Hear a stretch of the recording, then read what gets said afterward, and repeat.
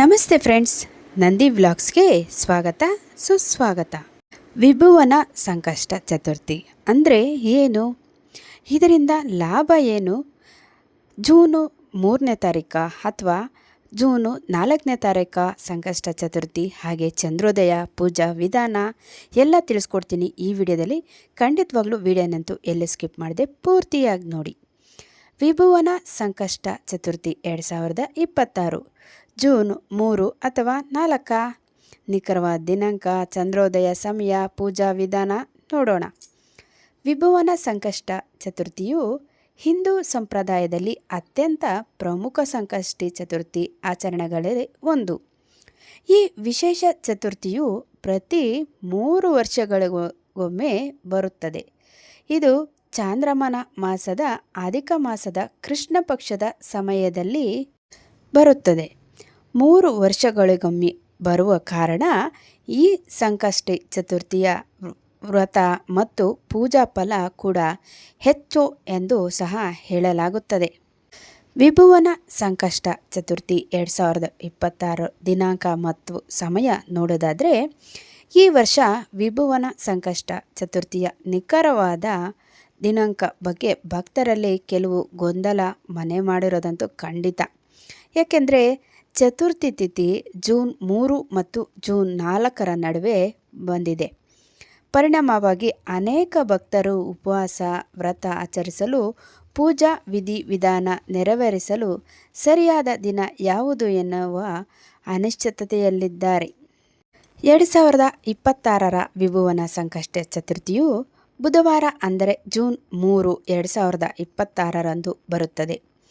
Chaturthi ತಿಥಿಯು 2026 June 3 ರಾತ್ರಿ 9:21ಕ್ಕೆ ಪ್ರಾರಂಭವಾಗಿ 4 June 2026 ರಾತ್ರಿ 11:30ಕ್ಕೆ ಕೊನೆಗೊಳ್ಳುತ್ತೆ.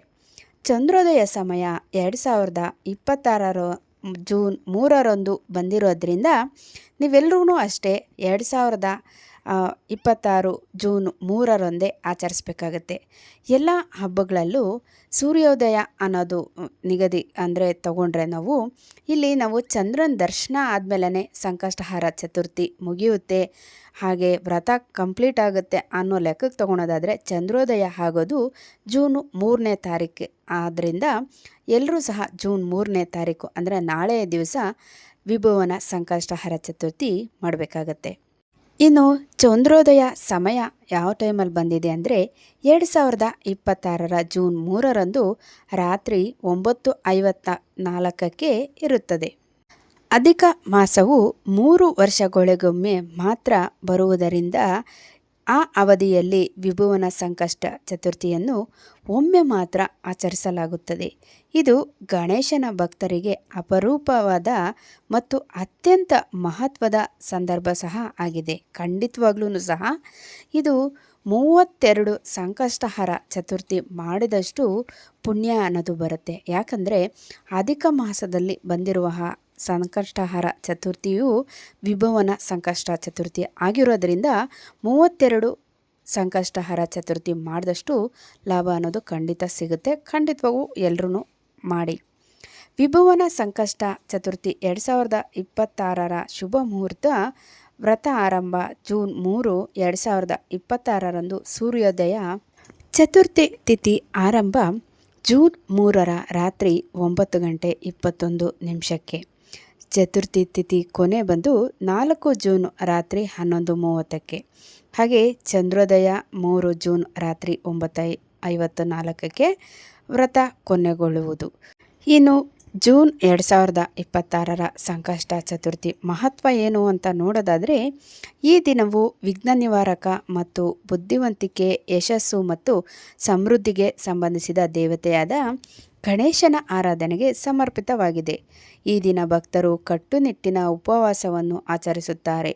ತಮ್ಮ ಮನಸ್ಸಿನ ಆಸೆ ಆಕಾಂಕ್ಷೆಗಳನ್ನು ಈಡೇರಿಸುವಂತೆ ಕೋರಿ ವಿಶೇಷ ಪ್ರಾರ್ಥನೆಗಳನ್ನು ಮಾಡುತ್ತಾರೆ.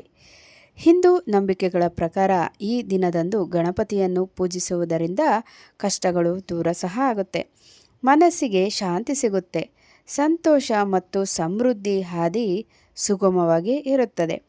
ವಿಭುವನ ಸಂಕಷ್ಟ ಚತುರ್ಥಿಯನ್ನು ದೈವಿಕ ಆಶೀರ್ವಾದಗಳನ್ನು ಪಡೆಯಲು ಮತ್ತು ಎದುರಾಗಿರುವ ಸಮಸ್ಯೆಗಳನ್ನು ನಿವಾರಿಸಲು ಒಂದು ಪ್ರಬಲ ಸಂದರ್ಭವೆಂದು ಪರಿಗಣಿಸಲಾಗಿದೆ. ಇನ್ನು ಅಧಿಕ ಮಾಸದ ಸಮಯದಲ್ಲಿ ಅಂದರೆ ಪ್ರತಿ 3 ವರ್ಷಗಳಿಗೊಮ್ಮೆ ಮಾತ್ರ ಬರುವ ಈ ಸಂಕಷ್ಟಿ ಪ್ರಾರ್ಥನೆ, ಉಪವಾಸ ಮತ್ತು ಆಧ್ಯಾತ್ಮಿಕ ಕಾರ್ಯಗಳಿಗೆ ವಿಶೇಷವಾಗಿ ಶುಭವೆಂದು ಸಹ ಹೇಳಲಾಗುತ್ತದೆ. ಅದಕ್ಕೆ ಅಧಿಕ ಮಾಸದಲ್ಲಿ ಬಂದಿರೋ ಈ ಸಂಕಷ್ಟ ಚತುರ್ಥಿಯನ್ನು ಆಚರಿಸಿ ಬೇಕಾದ ವರವನ್ನು ಪಡ್ಕೊಳ್ಳಿ ಅಂತ ತಿಳಿಸ್ತಾ ಇನ್ನೊಂದು ಹೊಸ ವಿಡಿಯೋ ಜೊತೆ ನಿಮ್ಮೊಂದಿಗಿರ್ತೀನಿ. ಅಲ್ಲಿವರೆಗೂ ನಮ್ಮ ನಂದಿ ಬ್ಲಾಗ್ಸ್ನ ವೀಕ್ಷಿಸ್ತಾ ಇರಿ. ವೀಕ್ಷಿಸಿದವರೆಲ್ಲರಿಗೂ ಧನ್ಯವಾದಗಳು.